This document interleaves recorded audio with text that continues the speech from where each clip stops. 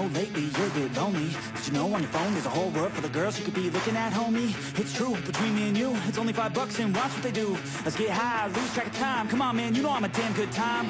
Yo, if they're gonna post it, no clothing, oh my god, so exposed and everything. You might as well see everything, every inch, never leave or grow a need. Wait, maybe you should DM, be friends, pretend, a boyfriend, the deep end. She needs men, she needs you and your twos. Get out of my head, get out of my mind. I need to focus, I'm wasting my time. You make me feel hopeless, I'm wasting my prime. Fuck it, I'm going to war with my mind. I'm in control, my body and soul. Never again will you ever take hold. I've got a purpose outside of this hole, and I'll turn this feeling into something more. I could change, rearrange my brain. Thoughts and energy push through pain. Loneliness is a passing phase. A better life, it starts today. Once hopeless and broken, I'm in motion. Just gotta stay focused. Keep moving, keep growing. Never look back, got a new path chosen.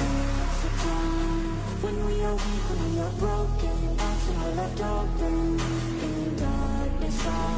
It's all of our flaws that keep us hopeless. Numb our minds and choke us.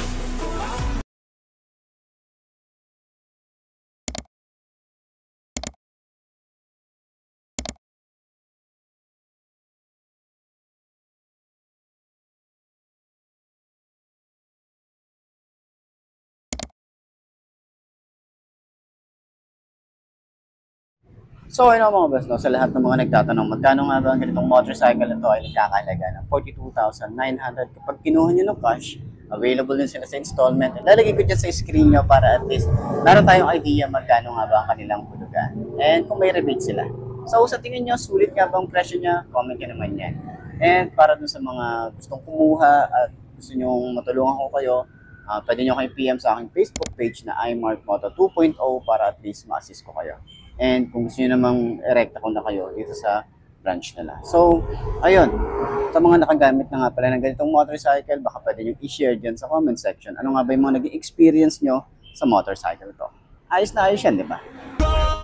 So, ayun ang mga best, no, sa lahat ng mga nagtatanong, magkano nga ba ang ganitong motorcycle? Ito ay nagkakahalaga. Pag kinuha nyo ng cash ng 55,000. At syempre, available din po yan sa installment. Lalagay ko dyan sa screen nyo kung magkano nga ba ang kanilang down payment and yung installment nila, and then kung may rebate sila. So sa tingin nyo, sulit nga ba ang presyo niya ngayon 2025? Comment nyo naman yan. At para sa lahat ng mga gustong bumili ng ganitong motorcycle, pwede nyo akong PM sa aking Facebook page na iMarkMoto 2.0. So ano pa hinihintay nyo? At para naman dun sa mga nakagamit na or nakabili na ng ganitong motorcycle, baka pwede nyo i-share dyan sa comment section. Ano nga ba yung mga naging experience nyo sa motorcycle na to? Ayos na ayos yan, di ba?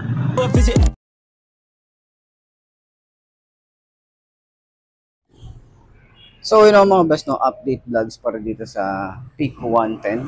Okay. So, ano nga ba yung mga nagustuhan natin din dito? Unahin natin yung kanyang headlight, naka-projected lamp na tayo rito. Kita nyo naman yan, may maporma. And then, aggressive yung kanyang datingan. Yung ating panel gauge dito, sporty looking din. At isa pa sa mga nagustuhan natin dito, yung decals nila, yung bagong decals. Meron tayong decals dito sa side. Meron dito sa harap. Meron din dito sa side na to. And dito sa ating side. Ayan. So, pares din naman to, naka-drum brake, harap at likod. Okay. So, naka-dual LED shifter din tayo rito. Meron din tayo rito ang USB charging port para at least kapag gusto nyo bumiyahe ng malayo at kailangan nyo mag-charge mga gadget natin, meron tayong available na charging port dito. Meron din tayo rito ang side pocket. Hindi man siya ganun kalaki or kaluwag, pwede na rin para at least meron tayong mapaglagyan ng kahit basahan or mga papel na kailangan na hindi na natin dukutin. Okay? So, simple lang naman yung ating ignition dito. Sa upuan, sobrang lambot ng upuan nito hanggang dito sa ating OBR. And may compartment din tayo rito pero sobrang liit lang din niya. Ito yung itsura ng ating compartment. Ayan. Basic tools pwede rin dito. So, sa tingin nyo, no, sulit nga ba siya? At para sa 5 na kagaya ko, upuan na natin. Side stand muna natin. Tingnan natin ang itsura natin dito. Ganyan ang itsura niya kapag naka-side stand, goods naman siya. Okay, so 5'2" ang ating height. So last time, naupuan natin si Rapido, pero unang upo natin dito, napansin natin, sobrang lambot talaga ng upuan ni Peak 110. Ayan. So yung height, halos same height lang din siguro. Sobrang relax lang, oh. Ano tayo rito, upright position din tayo rito. Hindi tayo masyadong mawet, no? Sa upuan, sobrang lambot eh. Sa shock na rito, depende sa inyo kung goods na sa inyo yung ganitong shock. Sa harap niya, mas malambot to compare kay Rapido. Ayan. Turning radius, halos same lang din naman sila. Hindi sila ganong kalawak. Saktuhan lang. Okay, ayan. So, napakagaan ng motorcycle. Yan. So, bukaka tayo rito pero manageable naman siya. Okay? So, sa tingin nyo, no, sulit nga ba ang kanyang looks ngayong 2025? And sa OBR natin dito, maluwag din to. So, kung gusto nyo maglagay pa ng bracket para sa top box natin dito, okay lang yan. Maganda rin yan para at least additional storage natin para dito sa motorcycle natin. So, kung gusto nyo rin maglagay ng bracket din dito, para sa mga gamit natin, kung meron tayong bag, dito natin sa harap ilalagay, goods naman yan. Para at least iwas gas-gas lang sa ating fairings. Okay, yun lang naman yun. Suggestion ko lang naman. So, yun nga. Sa tingin nyo, sulit nga ba ang forma? And yung looks nito sa design niya or yung decals niya, sulit pa para sa inyo. So, comment nyo naman yan. So, ayan. Center stand pa rin natin. Tingnan natin kung malambot din siya yung center stand kagaya ni Rapido. And goods naman. Ayos.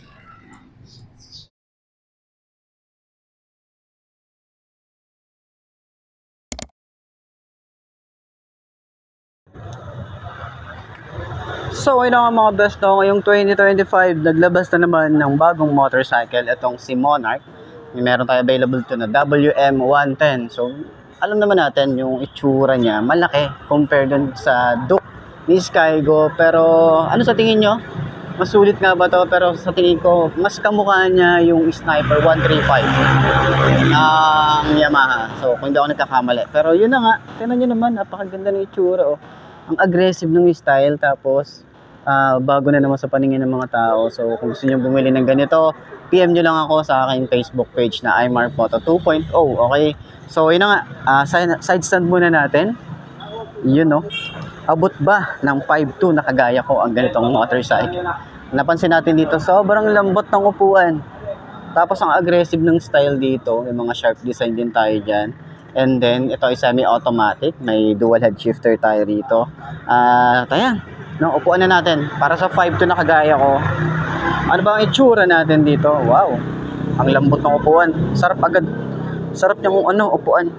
So, itayo natin. Magaan din yung motor. Kahit sabihin natin kaya tayo para sa 5'2". Manageable naman siya. Kaya natin tong isingit-singit. No? Hindi siya yung ganong kalapad. Okay, saktuhan lang siya.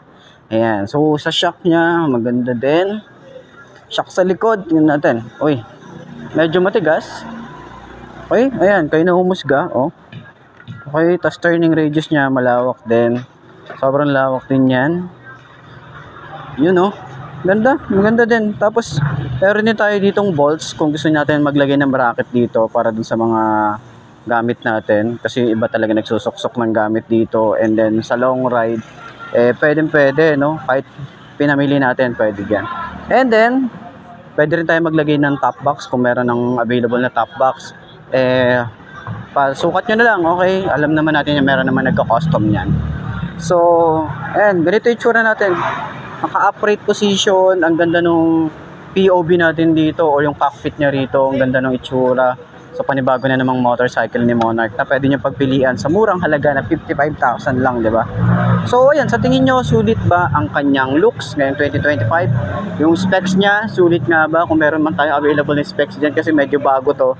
Wala pa masyado yata sa kanilang, website. Pero, titingnan natin kung ano yung magagawa natin. Makita natin yung specification na ito. So, ayan. Okay. So, center stand natin. Kung magaan din ba siya yung center stand. Ang gaan ng motor eh. Ayan. Okay din siya yung center stand. Ayos.